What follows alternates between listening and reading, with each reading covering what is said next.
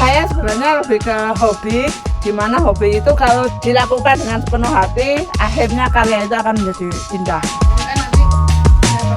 Sebagai ekspresi jiwa, oh saya menata daun harus seperti ini, harus sesuai karakter saya. Kadang ketika moodnya lagi baik, saya menata daun bisa rapi, lebih indah dipandang. Nama saya Mulyani, founder dari Batik dan Ecoprint sekarang.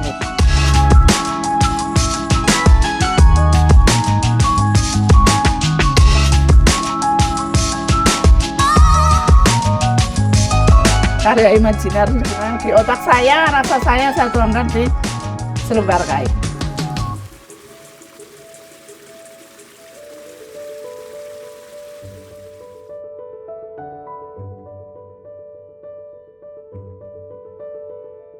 Selamat sore, nama saya Mulyani, founder dari Batik dan Ecoprint sekarang. Saya mengenal Ecoprint yang pertama itu di sekolah, karena waktu masa pandemi mau menentukan ujian praktek yang tepat itu apa. Lalu saya mencoba Ecoprint dengan teknik bonding. Ternyata tugas itu bisa diterima oleh anak-anak untuk melakukan Ecoprint bonding sebagai ujian praktek materi seni budaya di SMP 2 Selamerto. Setelah itu saya belajar bonding.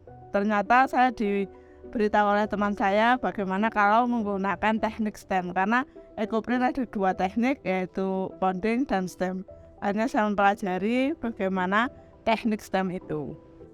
Sekarang itu produksi beberapa. Yang pertama utama itu kain. Kemudian kami belajar ke kulit, lalu baju. Kain baju itu diproduksi untuk membuat topi, tas, kemudian tote bag dan sebagainya, di mana sebagai varian produk Ecoprint begitu.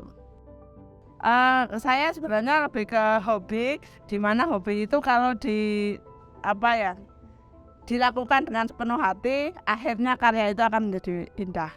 Karena sebagai ekspresi jiwa, oh saya menata daun harus seperti ini, harus sesuai karakter saya. Kadang ketika moodnya lagi baik, saya menata daun bisa rapi, lebih indah dipandang. Tapi kalau saya lagi tidak baik-baik saja, misalkan, itu terlihat di karya, itu akan acak, akan lebih abstraktif gitu. Jadi lebih ke karya imajiner sebenarnya di otak saya, rasa saya tuangkan di selembar kain.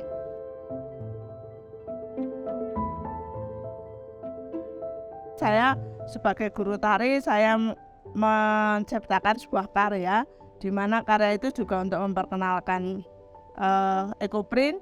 Saya sudah menggarap tari, ada tarian dengan properti Ecoprint. Saya mencoba lebih intens lagi mengenalkan hasil saya itu dengan beberapa desainer. Nah, desainer beliau yang merancang, dan ternyata dengan bekerja sama dengan desainer itu bisa menaikkan harga tawar atau harga jual dari Ecoprint itu sendiri. Dan pernah satu yang saya cukup bangga karena hasil karya itu dipakai oleh pejabat pusat begitu.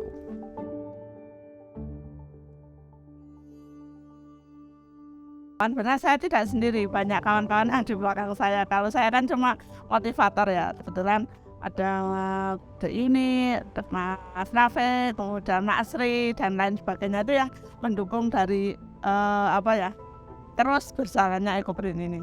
Dan saya memang cara mengenalkannya melalui seni, karena pernah kami merefleksikan melalui memedi sawah, oto komprong yang bahwa bajunya itu menggunakan Ecoprint. Itu cara kami mendekatkan dengan anak, kemudian bermain dolanan anak, secara biar keceleritan tuh pakai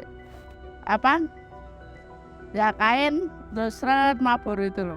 Itu sebenarnya istilahnya celengan dulu, waktu saya itu celengan, tapi karena sekarang kok konotasinya nggak baik, saya ganti tikusan, jadi tikus dan tikus balapan Melayu gitu. Dan di situ ada pesan moral yang ingin saya sampaikan, bahwa tikus balapan Melayu, yang menang ora kena gila, sing kalah ora kena gelas, sing menang ora kena omok. Itu mengajarkan bahwa sejak dini anak-anak itu untuk sportif. Saya juga pernah bermain-main dengan beberapa lembar kain untuk eksplorasi gerak.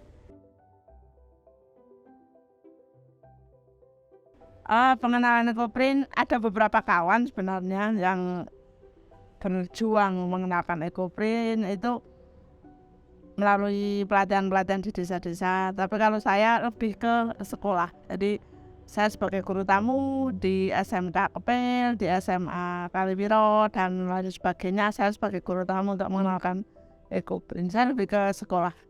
Ya, saya lebih ke memberikan narasi bahwa selembar kain ekoprint itu tidak begitu serta-merta bisa tercetak daun di atasnya, tapi harus ada proses minimal 4 hari yang harus dilalui dalam satu lembar kain. Jadi setelah mereka tahu, orang teman sih gitu, terus mohon izin saya mengenalkan bagaimana sih caranya gitu, baru mereka boleh angel ya gitu, akhirnya mereka bisa menghargai.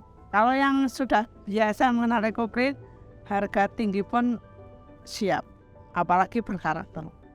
Ya harapannya sih banyak orang yang lebih mencintai ekoprint, karena ekoprint itu juga punya karakter tertentu, terutama dari daun, dan pembuatannya tidak mudah. Semoga banyak yang lebih menghargai dan yang penting mengenalkan ekoprint untuk Wonosobo, karena Wonosobo memang masih sedikit yang mengenal ekoprint dan mempelajari.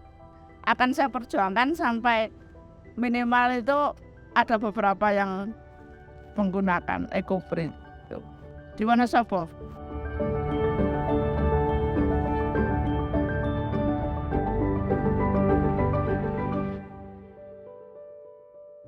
Karena cinta adalah mengalahkan segalanya. Ketika mencintai maka harus berani berkorban. Omong kosong, wah saya mencintai ekoprint tapi nggak melakukan apapun. Saya eksplorasi terus dibantu oleh teman-teman saya seperti yang saya sampaikan. Tetapi bahwa cinta mengalahkan segalanya. Saya apapun saya lakukan. Kadang kalau malam gitu ya jam 8 itu saya kapan ekoprint, saya ekspresikan ekoprint. Walaupun saya sendiri sampai jam 12 malam. Jadi sebegitu penting saya berekspresi di selembar kain, tetapi untuk pengenalan memang saya berjuang dari hal yang sederhana.